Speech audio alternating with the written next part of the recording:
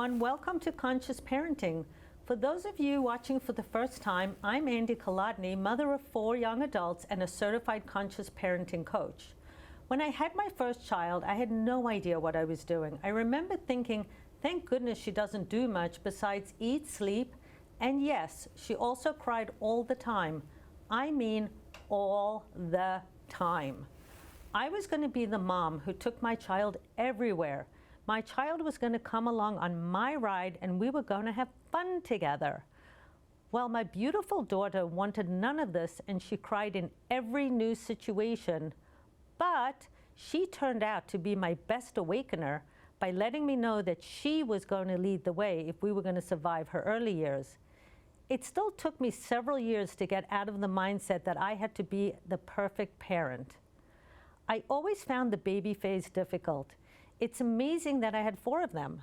When I learned about conscious parenting, I realized that I thrive on structure, and the baby phase was just way too fluid for me with their ever-changing schedules.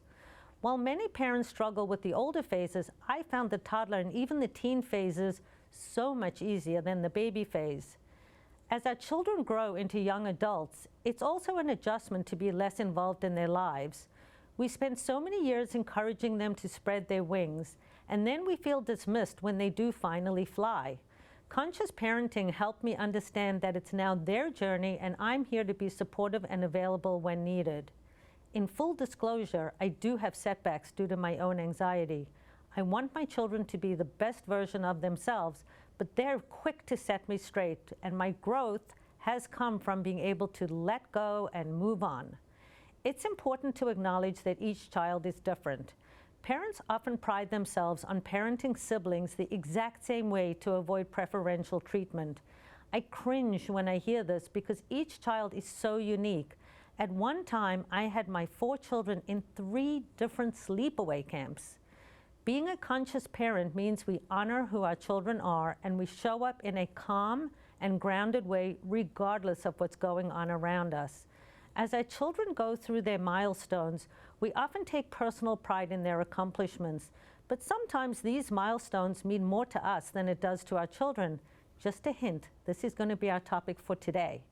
Conscious parenting is based on Eastern philosophy blended with Western psychology. The focus is on the development of each individual child versus parenting to the norms and benchmarks that society has deemed normal for all. So when I deepened my yoga practice during COVID, I saw the value in how yoga, conscious parenting are so symbiotic. Today, my guest is Staceys Hirschman. She's a mom of 2 young adults. She is my valued yoga teacher as well as my friend, business colleague, and she's also the manager of the yoga studio Pod Spa in Long Beach. Staceys, thank you so much for coming today. I know you've been very busy with a class this morning and a private client, and I see you've brought your favorite child, Jackson, with you. Yes, I did. Comes with me everywhere. I know that. Jackson does yoga with you. He's with you everywhere. But tell me a little bit about what happened when you went to your son's graduation, because I remember discussing this, and I had a similar situation and always felt bad about it. And then you told me what happened when you went to your son's graduation, and I realized it was very normal, but I think you crushed it, and I think I failed at it when I did it my way. I think that for me, I went there, I wanted to spend the weekend with him and support him. I was so proud that he graduated to begin with. And I went there with my sister and it was and my parents, and it was a really big deal, like it always is. And he wanted to spend time with his friends. For him, it was the last moments to be there with his friends, and for me, I was there to celebrate him. But he really didn't want anything to do with me. But it's interesting because I know with me as well, we don't talk to them about it, but we have our preset expectation of it's their college graduation. This is about us. It's our accomplishment also, raising them, and now they're graduating college. But I didn't talk to my child about his college graduation. Did you talk to your son about it before you went up? Definitely not. I mean, he probably said to me, Mom, just remember that this is like the last time I'm going to be with my friends, because he always wants to protect me too. There is a part of him that feels protective, where he doesn't want to make me feel bad, but he's very certain about his boundaries. And he's there, and he wants to spend time with his friends. And he wants to make it very clear right from the beginning. And of course, there's a little part of my heart that feels like a little shriveled when that happens. But the truth is that I made a conscious choice to support him wherever he wanted to be that weekend. So what happened? So you drove up, you went I drove up to Massachusetts, and I stayed in a hotel, and I showed up when I was supposed to show up. I took him to dinner when he allowed me to take him to dinner. And when he wanted to go to the parties, I just let him. I let him do his thing, and I did mine. When did you find out that you weren't spending the whole weekend with him? Because I know you had mentioned you thought you would be packing up his room together. Yeah. No, I mean, I kind of just went with the flow. And I truly feel like every situation is about figuring out how to go with the flow. And I'm learning that more and more.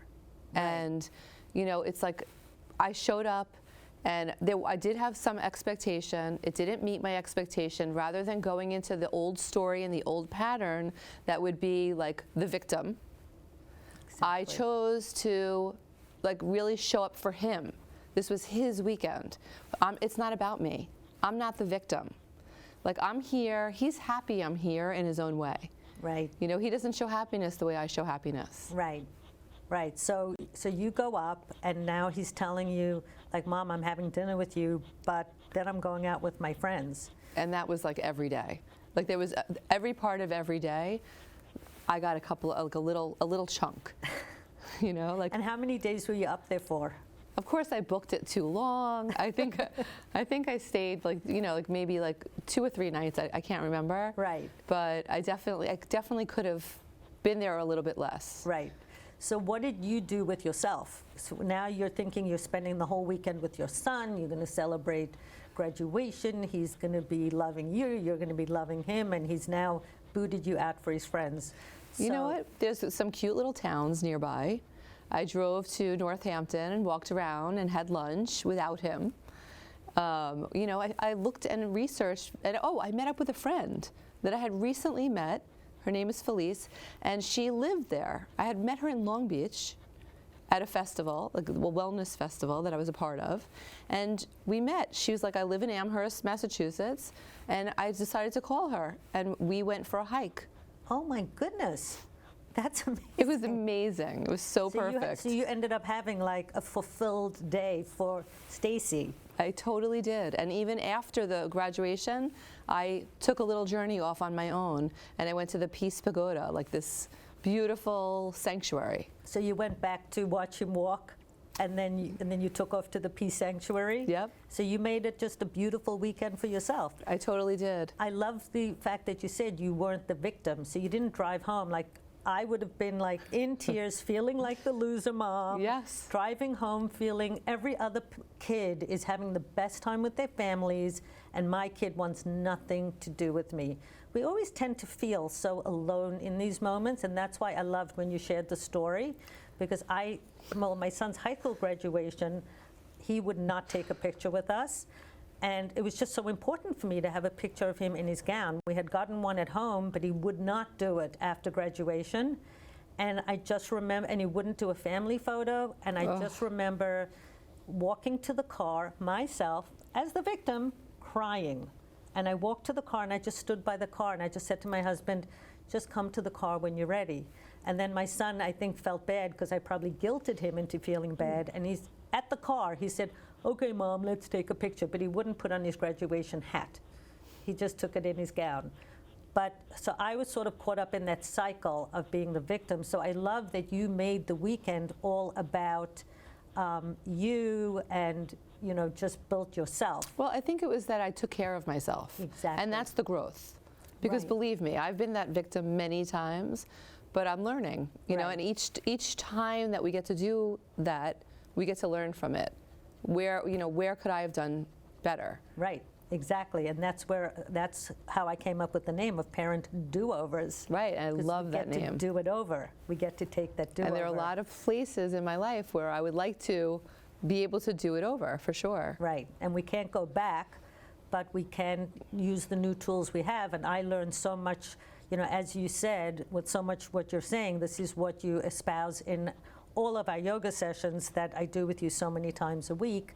So it's sort of the consciousness not only is in parenting, but it's blending into so many other areas of my life. Like I'm finding certain areas of my friendships are better. They may be more streamlined to specific friends, but really authentic. And even the way that I deal with my family, as you know, my mom broke her ankle and I became the caregiver. And there were times when I was just exhausted and I would just say, you know what, right now I'm out of my resilience zone. And I know you're asking me to do this, but I can't. And I didn't get annoyed and I didn't get frustrated. I just said, I'm out of my resilience zone. Ask me again in the morning. I love that. You really took care of yourself. Exactly. And that's one of the things I always say in class. Yes. Learn to take care of yourself in the highest and best way possible for this moment. Yes. In every moment. And I learned that from one of my therapists. That was like one of those one-liners that I repeat to myself all the time, and I repeat in my classes. But the other thing was that one of my teachers, one of my very first yoga teachers, he always said, yoga is about being flexible, but not just on the yoga mat. Here we practice. Be flexible in life. Be adaptable. He had like a little thing that he would say is like just, adapt, adjust, and be flexible. Right. And I also love that we call yoga a practice, because we can also call parenting a practice. Right. Because a practice means we try it out, and if it doesn't work, we do it better again another time with maybe better tools, or just even with rethinking things through. So I love how it's just so symbiotic and it all comes together. It definitely is, and I'm sure that practicing yoga has made me a better parent. Oh, without a doubt. What I do find, and in, as I spoke when I opened up our conversation today, I definitely was raised a little bit more rigid. And I raised my kids like, my first one was very difficult. It turned out she did have sensory issues, so her crying was like off the charts all the time. But then with the others, I do remember when they were a baby, just feeling anxious all the time. And I was like the complete opposite. I couldn't wait to have babies. Like that was like, I think one of the reasons I was put on this earth, to be an earth mama. And so when I had my baby, especially, my first child, like he was connected to my chest all the time, just heart to heart. And I just brought him everywhere. I was never home for a nap. I was never like in one place. When people would say to me, I have to be home at 4 o'clock because my baby naps, I would be like, seriously? How do you stop your life to let your baby take a nap? Like, I can't do that. Like, my babies came with me wherever I went. Just like my dog. Right. He comes with me everywhere. Like, he's like part of me. Exactly. I know that. We just did a whole like 3-hour gong thing, and he didn't move. No. So. I think that it heals them. I used to take my kids to kirtans, to chant, to sing. As they got older and they had more of a voice and they didn't really want to go anymore. But I could remember going to a concert where it was like a kirtan and there's just everybody sitting on the floor, let's say in a yoga studio, and someone's singing, and my babies would just walk through and sit on random laps. Right, and I would have been way too tense, thinking they were bothering the other person. They had to be, perfect. I was also very caught up on the way they looked when they walked outside of the house, and that's something that I've really let go on for myself, or if my kids show up to a holiday with the family. Like if my kid came in jeans, I would have walked over and said, jeans isn't really appropriate. Now I'm just so happy they showed up. But if they wanted to wear jeans, I'm 100% fine with that. And I love that feeling of a little bit more freedom and more compassion for myself. Yeah. So I definitely find that I think I found the baby phase hard because I infused my own anxiety onto it. You know, I wish I had found out about conscious parenting so much earlier. And I suppose if your babies, you know, screamed all the time that you were floating with them, you might have adjusted, or maybe you wouldn't have. And well, there were times when they did, and you know what? I called in support. I knew there were times I couldn't do it alone. Like my dad, I'll never forget. My dad was so good with the crying baby. He was so gentle. He would walk around with patience, and I admired that. Like he taught me in that moment, you know. And I feel like everything taught me. But in the beginning, it was hard. Like my breast milk wasn't coming in properly, and I had a baby nurse at my house, and she was trying to convince me to do formula, and I was like, absolutely not going to do formula. And I was crying, and she's trying to convince me, and I'm set in my ways, and I'm like, there's no chance I'm doing that. It's going to ruin it.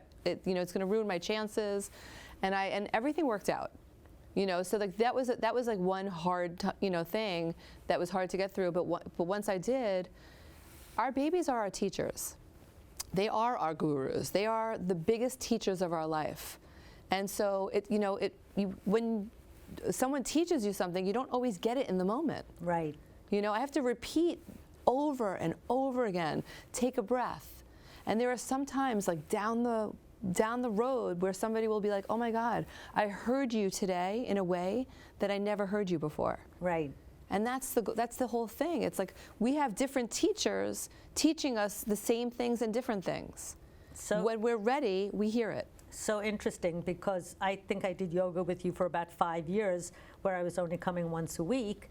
And then during COVID, when you went online, and you also have to let people know if they want to find you, how they can find you. Yes. So we'll make sure that that's posted. Okay. When we were doing yoga every day, all of a sudden it clicked with the mind, body, spirit, where I was like, I get, before I was breathing, but I wasn't authentically breathing. Mm-hmm. I wasn't dropping in. I never knew what dropping in meant. And now I get what dropping in means. Right, and so dropping in is also listening, not speaking. It's taking a moment to get quiet, to listen. And when we get into that place where we are within ourselves and grounded and able to listen, then we can hear what our kids are even saying to us, and we can get out of our own way. Most of it is that we get in our own way. Wouldn't you say? 100%. And I also love when I found out about conscious parenting with Dr. Shefali, specifically really focusing in on the Eastern philosophy, which is the meditation and all which of connected you because you were already practicing yoga. And then you heard that, and you were able to take it to the next level. Whereas someone in that program might not have heard the same things you heard. Right, or being open-minded enough. People sometimes hear Eastern philosophy and, chanting, and I would see people chanting, in early yoga things, and I'd be like, I'm not chanting. Now you can't stop me from chanting. As I know, because we went to that show. I know, exactly. Oh my God, it's so fun. So it's amazing. I just also want to tell you just a funny story. So you're talking about when your baby's little.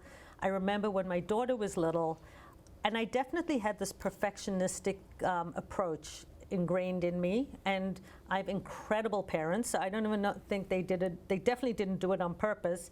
They were not all about the A grades, but I felt that I just needed to show them how good I was, at this. And I remember I had a baby nurse, and my mom came over when my baby was very little so that I could sleep.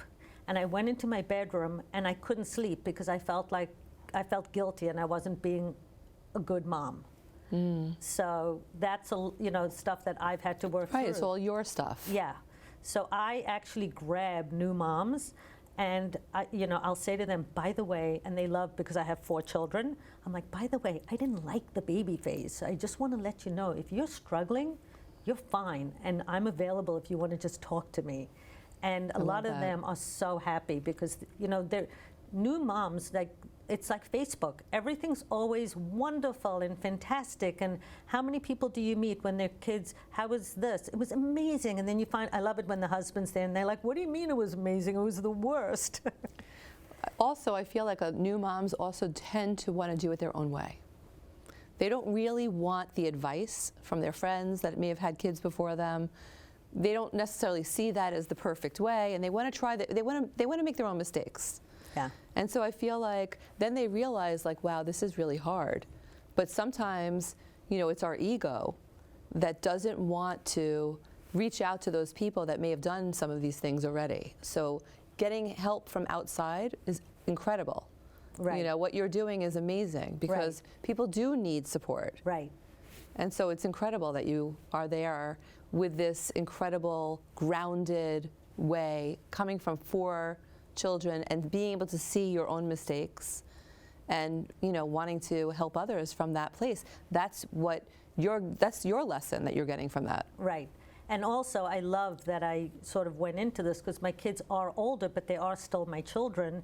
And I can tell you, as young adults, my relationships with them are so much better than they would have been had I not been on this journey. So I'm just amazingly, you know, grateful that I found it, that I found you, and that you're here with me today. Me and I love too. that you're here. You're a part of every part of my life, and we've shared so much, and we travel journeys together, and I just love it. We bring the best out in each other, and I just love it.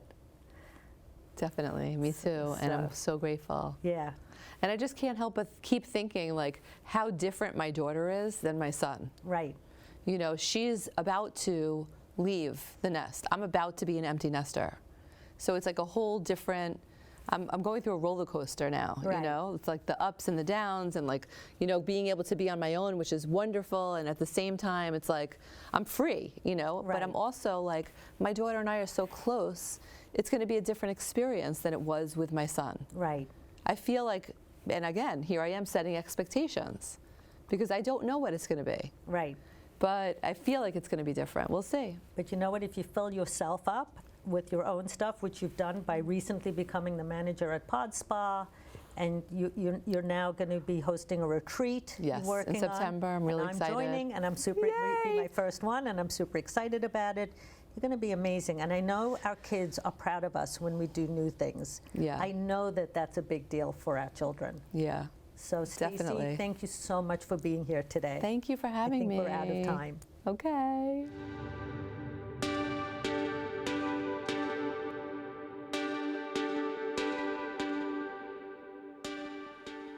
So Stacy was extremely resilient in honoring her son on his graduation weekend. She also took control and carved out a great weekend for herself.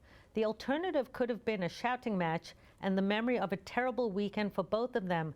I love how Stacy talked about honoring herself that in turn honored her son. And she just made it a beautiful weekend for all. For more information comparing conscious parenting to traditional parenting, please visit my Parent Duo's website.